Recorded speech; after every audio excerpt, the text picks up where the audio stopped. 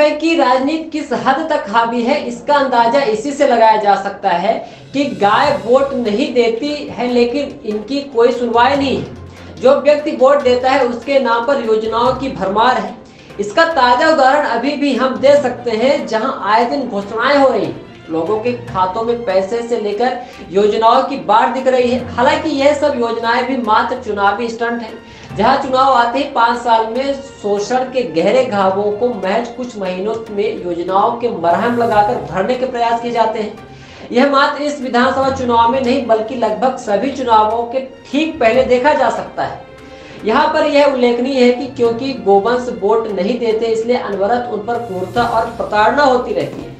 आज हालात ये है कि जगह जगह गोवंशों को अवैध बाड़ों में कैद कर देना, नदी नालों नहरों में धकेल दिया जाना, घाटी और खाई में डाल दिया जाना, सड़कों पर मरने के लिए छोड़ दिया जाना, जहां आए दिन दुर्घटना का शिकार होते रहते हैं।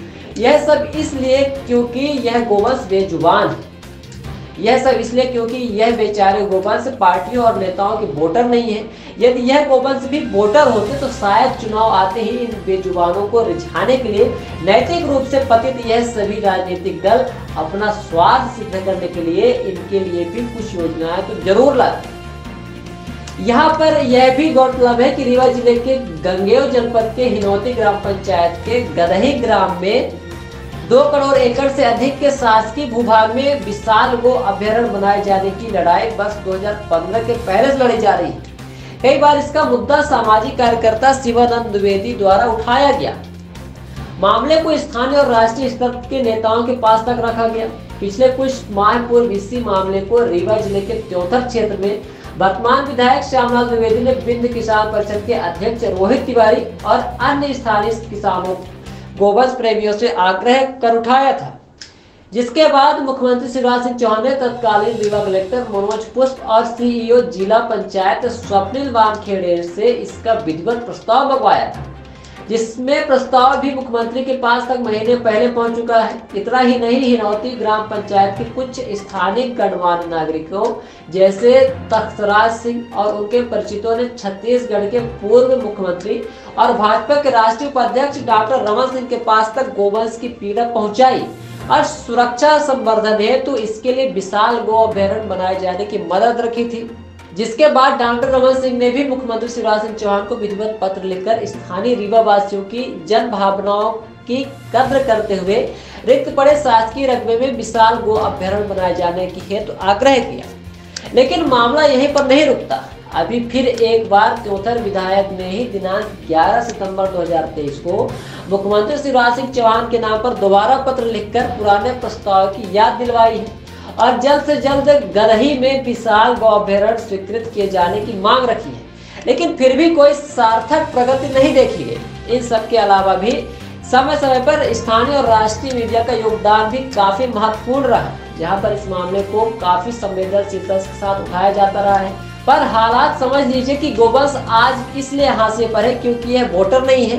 काश यदि गाय भी वोट दे पाती तो आज शायद इनकी ऐसी दुर्दशा देखने को नहीं मिलती। इस मामले को लेकर गोवंश के अधिकार को सतत उठाने वाले सामाजिक कार्यकर्ता शिवानंद द्विवेदी ने एक बार फिर कहा है कि मध्य प्रदेश के मुखिया शिवराज सिंह चौहान को इस आगामी विधानसभा चुनाव में आचार संहिता लगाने से पहले गंगेर जनपद की हिनौती ग्राम पंचायत के विशाल गदही गो अभयारण्य की स्वीकृति दे देनी चाहिए और जनमानस में यह संदेश देना चाहिए कि उनकी नीतियों में मात्र वोटर ही नहीं बल्कि भारतीय संस्कृति के आधार स्तंभ गो माता भी सम्मिलित है। रीवा जिले में, रीवा मध्य प्रदेश में गंगेव जनपद की हिनौती ग्राम पंचायत में गदही नामक ग्राम में लगभग 2000 एकड़ की जो शासकीय भूभाग है, यह बेसिकली ये ज़मीन है जो जंगली क्षेत्र से जुड़ी हुई है। हिनौती ग्राम पंचायत के एरिया आता है। यहाँ पर पनगड़ी और कांकर 2 बीट मिला करके सिरमौर वन परिक्षेत्र के अंतर्गत आता है। प्लस गदही का लगभग ये 1200 से 1300 एकड़ के आसपास का ऐसा भूभाग है जो चरणोई टाइप का है। मतलब हल्के फुल्के पत्थर भी हैं लेकिन उसको मतलब हैबिटेशन के लिए प्लांट मतलब उपयोग किया जा सकता है, उसको वेजिटेशन के लिए उपयोग किया जा सकता है। वहाँ पर गौवंशों को संरक्षित तरीके से रखा जा सकता है। तो उनके संवर्धन और उनके पोषण के लिए और उनकी सुरक्षा के लिए एक गौ अभ्यारण्य का एक प्रस्ताव जो तत्कालीन यहाँ पर अभी जो कलेक्टर थे श्री मनोज पुष्प और तत्कालीन जिला पंचायत सीईओ श्री स्वप्निल वानखेड़े, उनके कार्यकाल में ये मुद्दा उठा था। जो यहाँ के विधायक हैं त्योंथर के माननीय और श्री श्यामलाल द्विवेदी जी, उनके माध्यम से और अन्य जैसे छत्तीसगढ़ के जो पूर्व मुख्यमंत्री और भारतीय जनता पार्टी के राष्ट्रीय उपाध्यक्ष हैं श्री रमन सिंह, उनके माध्यम से भी अनुशंसा की गई थी और यहाँ के स्थानीय सांसद और अन्य विधायकों के माध्यम से भी यह पत्र मुख्यमंत्री जी को भेजा गया था, मध्य प्रदेश शासन श्री शिवराज सिंह चौहान जी को, और उनके माध्यम से ये एक प्रस्ताव मंगवाया गया था। वो प्रस्ताव वहाँ पर चला गया है।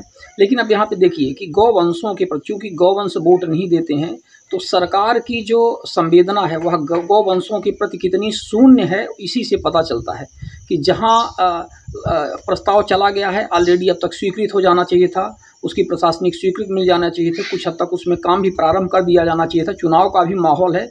लेकिन चूंकि गौवंश यहाँ पर वोट नहीं देते हैं, हम अच्छी तरह जानते हैं, तो उनकी कोई सुनवाई नहीं है। ये मुद्दा हमने ही उठाया था, अच्छा खासा उठा, चलता रहा, लेकिन हमने देखा कि पिछले 3-4 महीनों से ये मामला, जब से इनका प्रस्ताव गया मुख्यमंत्री के पास में, तब से ठंडा पड़ गया। और चूंकि ये मुद्दा उतना तरीके से फिर नहीं उठा पाए यहाँ के जो लोकल जनप्रतिनिधि और लोग हैं, तो आज ये स्थितियां हैं कि आज गौवंशों की दुर्दशा है, उनकी सुनने वाला कोई नहीं है। गौ अभ्यारण्य तो छोड़िए, जो गौशालाएं हैं उनमें भी भ्रष्टाचार चल रहा है, जगह जगह सड़क में अवैध बाड़ों में मतलब गौवंशों के साथ प्रताड़ना हो रही है।